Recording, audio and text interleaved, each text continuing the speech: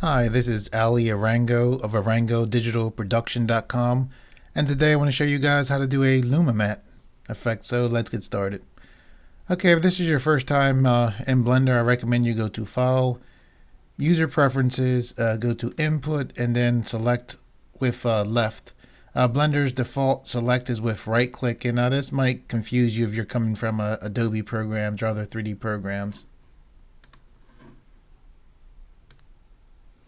I'm actually excited to show you guys this technique. This is something that I've seen done a lot in After Effects, and it's pretty cool. I don't think it's too complicated, and the effect is like I said, it's pretty cool. So first thing you're going to want to do is go right here, click this triangle, and you're going to go to Node Editor. All right. Once this Node Editor pops up, what you're going to do is you're going to go to this third button here, the Node Tree Type. Compositing node, and you're going to select this. You're then going to select use nodes. Okay, when you select it, you'll see two nodes pop up. What you have is your render layers node and your composite node. For the purposes of this tutorial, we don't need this renders layer, so you can select this and just hit X to delete it. Alright, there's a bunch of nodes we're going to pull in and we're going to need to set up for this effect. So what we're going to need is, and what we're going to do to get what we need is select Add, Input, Movie Clip, and then we are going to select Add, Distort, Scale. Okay, we're also going to need an add input image, also an add color mix,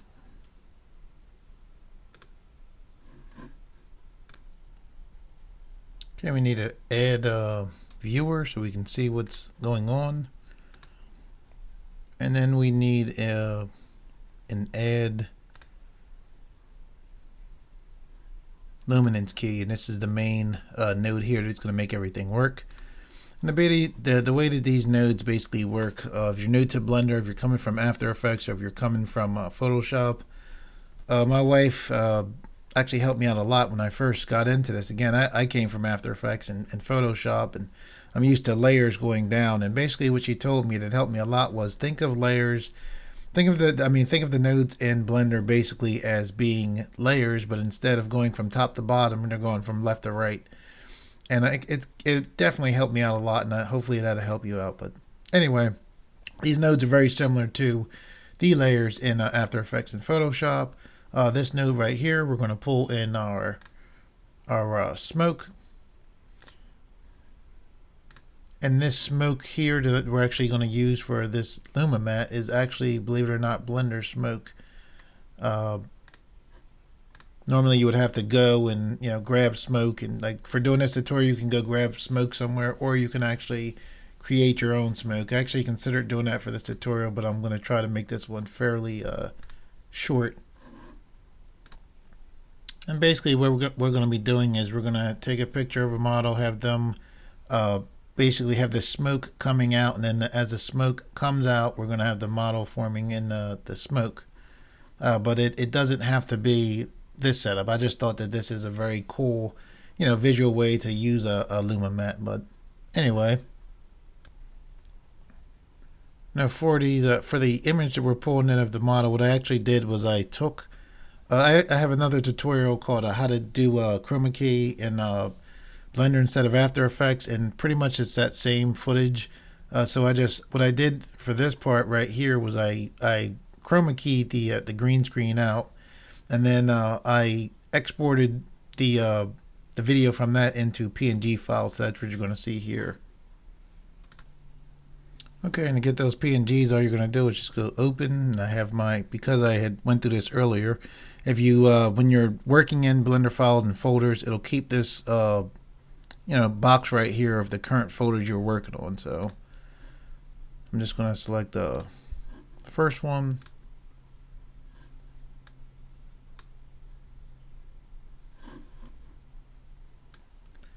And just so you know, when you're bringing PNG files into After Effects, into Blender, sometimes it can be a little funny. The way I tend to do is I bring them in as a single image, and I select right here. I go to image sequence, and then when you do this, one of the things you have, like if you just try to do the image sequence to get it to play, it won't go through the image sequence. So what you have to do to get it to work right is I have the frames right here, and I have to know that this image sequence is 87 frames. So you want to click your frames, and I'm just left clicking to do that. I'm going to put 87, and now if you look there, you should see, oops, past 87. Then you can see, you know, the change going on. Let me hit backdrop so you can see what's going on. I'll hit end, take this away. Yeah, what I did there, I just hit the N key to take that menu away. And basically, when you're in a node editor, you can make the image, like what I did just now to get this image to pop up is, here's the image node. I opened the image up. I took this node out of the image output into the viewer output. And when you come into Blender, you need to do, like we did a little bit earlier, you need to click add, and then viewer, and this viewer basically allows you to see what's going on. So in the node editor, unlike any rest of Blender, you can't roll your mouse wheel and make the image in the background go in and out. If I roll my mouse wheel, you'll see the nodes get bigger and smaller as I roll it. So what you have to do to get this image to go back in the background is to hit the V key. And then if you want to make it bigger, you can hit Alt V, and it'll get bigger. Blender's default start is 1 for the timeline, and its default end is 250. So we only have 87 frames. So you can click here and just left click and put in. I'm putting in 87 for this. So now we only have you know, what's actually here as far as the movie, or the PNG sequence, I should say. And we're gonna put for this what we're setting up here. We're gonna need another image. So what we're actually going to do is hit Shift D, and it's pretty cool because this actually works very similar to how inside the node editor works. The controls work very similar to how Blender works as far as its default, you know, 3D view. So now go here, and we're going to bring in a background image. So you can just select X right here, and that'll get rid of the view, you know, that it was in there because we duplicated it from there. Now you're going to go open, and if you're, you know, doing a similar thing, basically what I'm getting is just a basic background to put behind the model and the smoke. Let me grab this right here, bring that in. Okay, now that we have everything that we pretty much need to do this effect, we can go ahead and go through with it. Okay, so basically what we have here, we have the movie editor bringing in the smoke. We have the image bringing in the image of the model. The image over here bringing in the background. We have the luminance key, which is the luminance key allows the Luma Matte effect to take place. And basically what it does is as long as something is white, what's white will show through, and it's kind of easier to see. It's very, very cool. I mean, you can do a lot of cool stuff, particularly with smoke. I mean, one of the things with this effect is it doesn't have to be smoke. I mean, it's a great effect for having images and to having like an image inside of letters or text. One of the reasons why I do my tutorials the way that I do them is when I was in design school. Like I've seen other tutorials where they have, you know, they'll load the images up and they'll load everything in there, and I considered that. One of the reasons why I think you're kind of better off trying to find your own things and your own examples to do is when I was in design school, we would sit there and we would you know, we'd have to do, you know, some kind of effect, and basically we'd have to go through like, I don't know, 225 steps or whatever in this book it seemed like, and it was so exact. I mean, basically what you had to do to get a good grade, what you had to go through and make your effect look exactly like their effect, which, you know, okay, I can see the logic in it. The problem is that we had to follow this step so exacting that I would get to sometimes I would get to step 187, and then it'd be wrong. and I had to backtrack like 50 steps, and it got to the point where I was so into trying to exactly make the effect look like what they were doing is that I actually didn't learn. My main concern turned from learning to just getting a good grade. So I think you're kind of better off finding things similar. You can either find similar smoke, similar model, or do a text. And maybe I'll do that at the end. Redo this effect and show you what it's like as far as like text, rather than having something like smoke. Okay, as a matter of fact, before we do the scale node, right here in your property display, here's your make sure you're in this position with your render button clicked. You want to come down here to render presets. If you're following close to me, I typically render things out in 720p, so I'm gonna for this part I'm gonna hit a 720p. Now what I'm gonna do with this, just to make sure that this is the proper scale, I'm gonna take the scale node, right? But what you can do in this node editor is just pull your node, and you see how that orange is lighting up right there. As soon as I let go, it automatically goes into the image input and then out through the image output. And then to make sure that this image right here is the right image for this resolution right here, what you do is you click this arrow here, and then you want to click render size. And what that does is it'll make whatever image you have coming in conform to the actual render. Now with the smoke, it really doesn't matter so much, because if the smoke is deformed, it's smoke.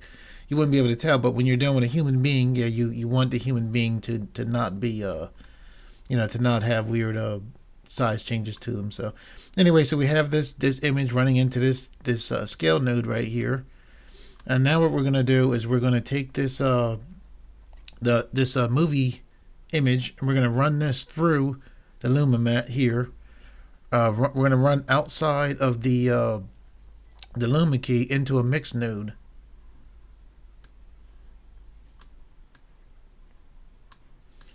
So basically the way that this works is in After Effects and Photoshop, basically what you would have is layers on top and the layers kind of run down.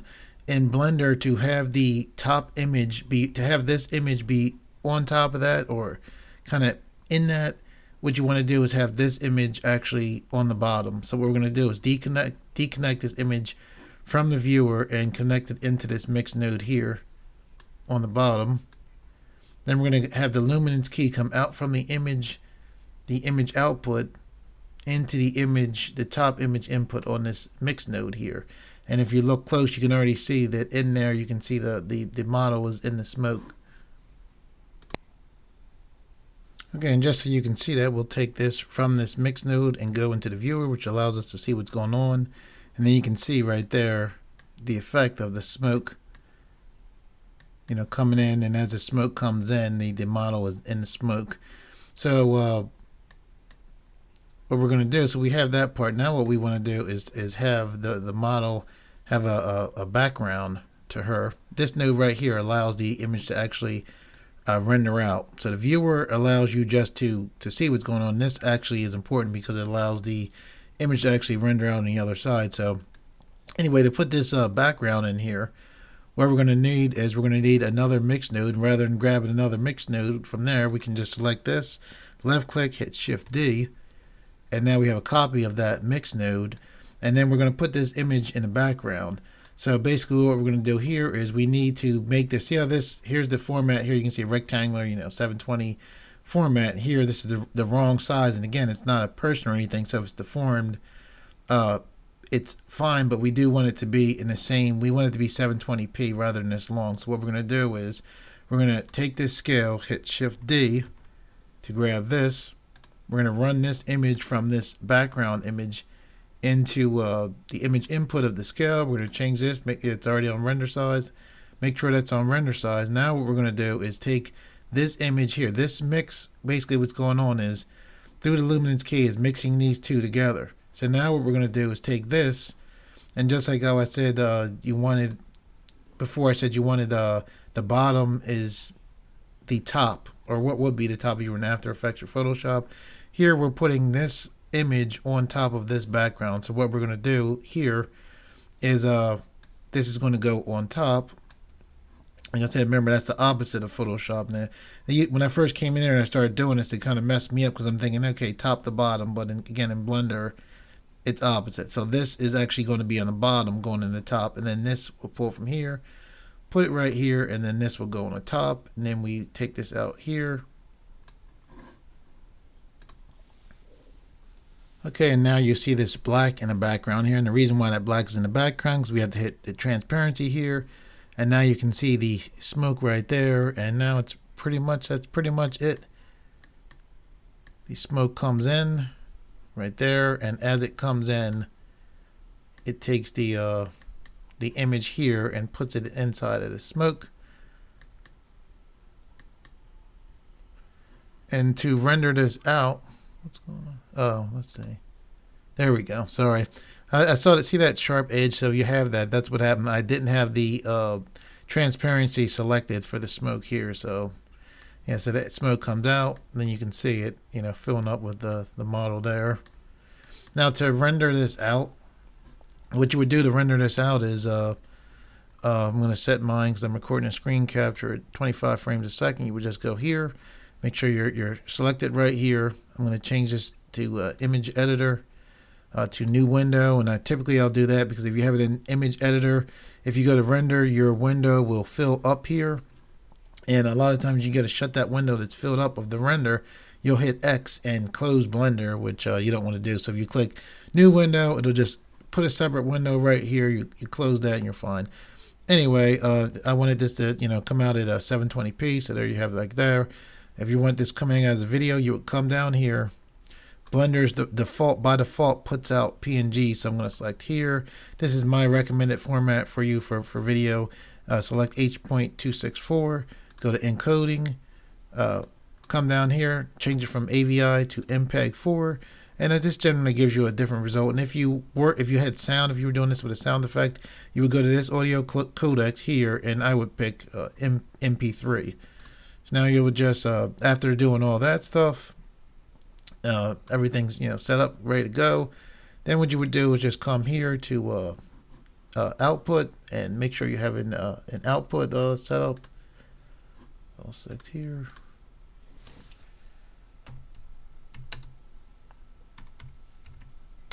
Name your output or whatever, and then you can just hit accept. Once that's done, everything's good to go there. So then you would just come up here to render and then click animation. Oh, I'm wrong, people. I'm sorry. Remember that I told you the viewer allows you to see this, allows you to composite. So take this from here, go to composite, you'll see the image field. But now, okay, there you go. Now you sit there and you hit animation, and should just because it's a video, it'll just go right over the mess up that I did before.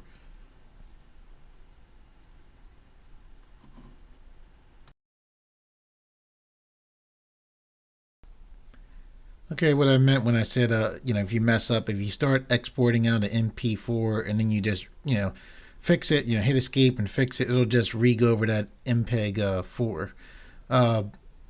One of the nice things with this setup is once these nodes are set up, you can fairly easily change what's inside here. So suppose you wanted to keep the smoke effect but change the image here, you can just go here to this input node, click X, and then open up, and here's some text I made in GIMP. And just open up a new, open up the new image, and now you can see now that the smoke is, is filling out that, coming out with the text instead.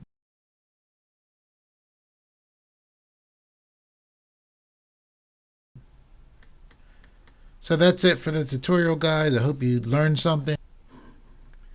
Peter Walker, Volker Stark, Tony Michael, Daniel Barrios, Craig Jones, Alex Vest, Zaphod, Radio Vox. I just want to thank you guys for leaving the comments that you leave me. You guys inspire me, and for helping me share my videos. I just want to say I really appreciate it, and for all the rest of you guys out there that also helped me, thank you so much. And for you other guys that are viewing this video, thank you for viewing it. And if you like these videos and you would like to see more, please subscribe.